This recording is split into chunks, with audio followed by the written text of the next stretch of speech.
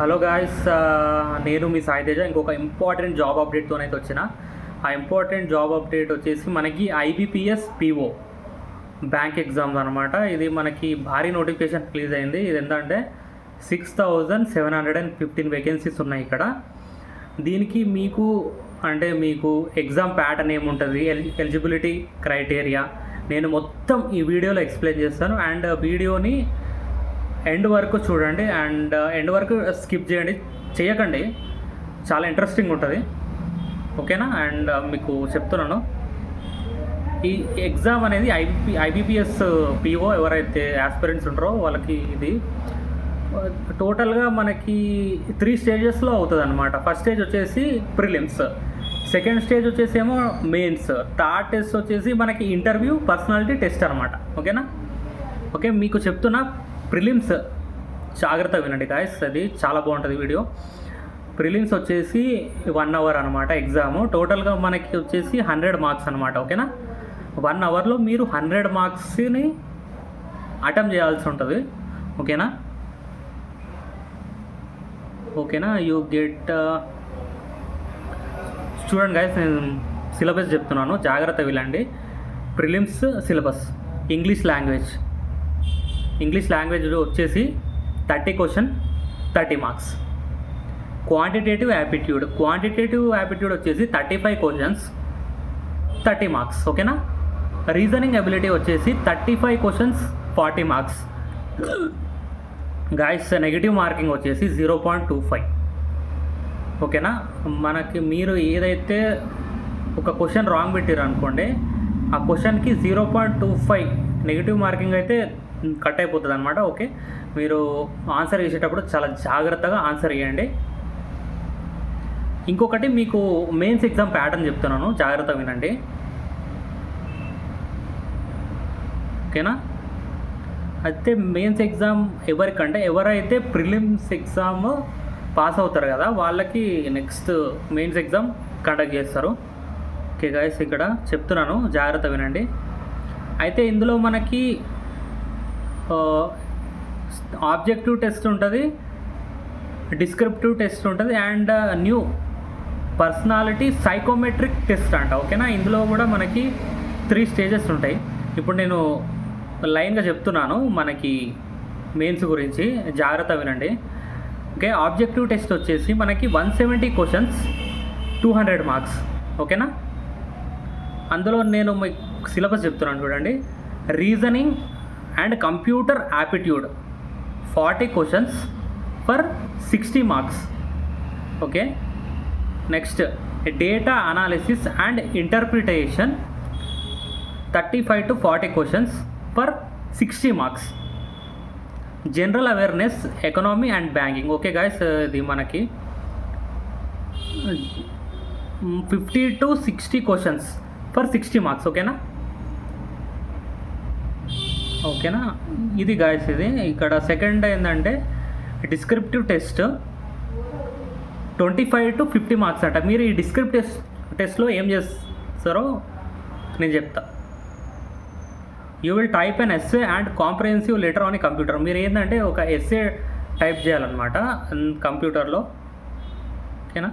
మీకు core syllabus guys ఇదిగోండి, జాగ్రత్త వినండి. మీరు దేని మీద ఫోకస్ చేయాలో నేను జాగ్రత్త చెప్తున్నాను, అంటే మెయిన్ టాపిక్స్ అన్నీ మీకు ఈ సింగిల్ వీడియోలో ఎక్స్ప్లెయిన్ చేస్తున్నాను, ఓకేనా. కోర్ సిలబస్ వచ్చేసి and the syllabus evaluates your practical maths, logical and general knowledge. ఇక్కడ గాయస్ ఇవ్వండి, టోటల్గా మీకు కోర్ సిలబస్ వచ్చేసి క్వాంటిటేటివ్ యాప్టిట్యూడ్. మళ్ళీ క్వాంటిటేటివ్ యాప్టిట్యూడ్లో కూడా చాలా సబ్ టాపిక్స్ ఉంటాయి, అవి ఏంటో మీకు చెప్తాను వినండి. Focus on data interpretation, charts, graphs, సింప్లికేషన్, ఓకేనా. మనకి క్వాంటిటేటివ్ యాప్టిట్యూడ్లో చాలా డేటా ఇంటర్ప్రిటేషన్ ఉంటుంది. డేటా ఇంటర్ప్రిటేషన్ అంటే చాలా సింపుల్, మీకు చార్ట్స్, గ్రాఫ్స్ ఉంటాయి అన్నమాట, వాటి మీద క్వశ్చన్స్ అడుగుతారు. ఇంకోటి సింప్లిఫికేషన్ అంటే, ఓకేనా.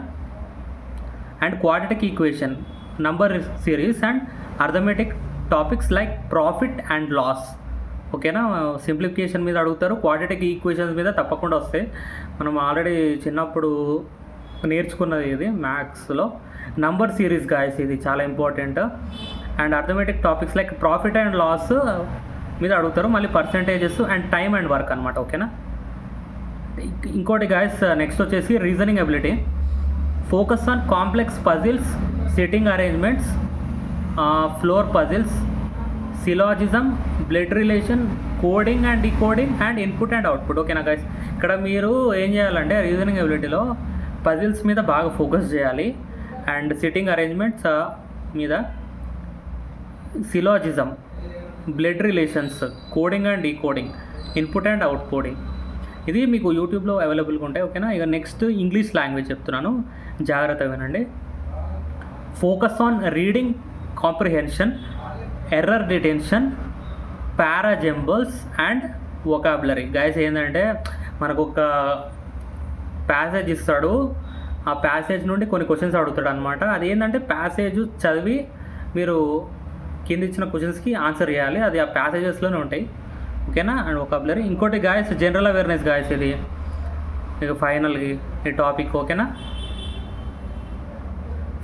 Focus heavily on current affairs, static banking and specific RBI circular. ఓకేనా గాయస్. ఏం లేదు గాయస్, ఇగోండి జనరల్ అవేర్నెస్ అంటే మీకు ఆర్బీఐ గురించి ఏం తెలుసు, ఆర్బీఐ మీద కొన్ని అమెండ్మెంట్స్ ఉంటాయి. ఓకేనా. అది ఆర్బీఐ యాక్ట్ అండ్ బ్యాంకింగ్ మీద క్వశ్చన్స్ అడుగుతాడు, అండ్ కరెంట్ అఫైర్స్ అడుగుతారు. అది కరెంట్ అఫైర్స్ ఏంటంటే మీరు లాస్ట్ 6 months ఏవైతే చదువుకున్నారో అది చాలా ఇంపార్టెంట్ అనమాట. చూసుకోండి ఒకసారి. మన ఏంటంటే ఈవెంట్స్ కూడా చాలా ఇంపార్టెంట్. అంటే మనకి సెంట్రల్ గవర్నమెంట్స్ కొన్ని ఇంపార్టెంట్ బ్యాంకింగ్ స్కీమ్స్ ఎప్పుడు లాంచ్ చేసింది, ఏ డేట్ రోజు. ఇంకా కరెంట్ అఫైర్స్ అంటే ఒక పెద్ద సముద్రం అన్నమాట, సముద్రం అలా అనమాట. ఇదేంటంటే ఒక ప్రాపర్ షెడ్యూల్ ప్రకారం మీరు ప్లాన్ చేసుకుంటే సరిపోతుంది. ఓకేనా గైస్. ఓకేనా, అర్థమైంది అనుకుంటా. ఓకే గాయస్, ఇక ఫైనల్గా నేను సింపుల్గా చెప్తున్నాను, ఒకసారి సింపుల్గా మీకు ఎక్స్ప్లెయిన్ చేస్తున్నా. ఓకే, ప్రిలిమ్స్ వచ్చేసి 100 questions 100 marks. ఓకేనా.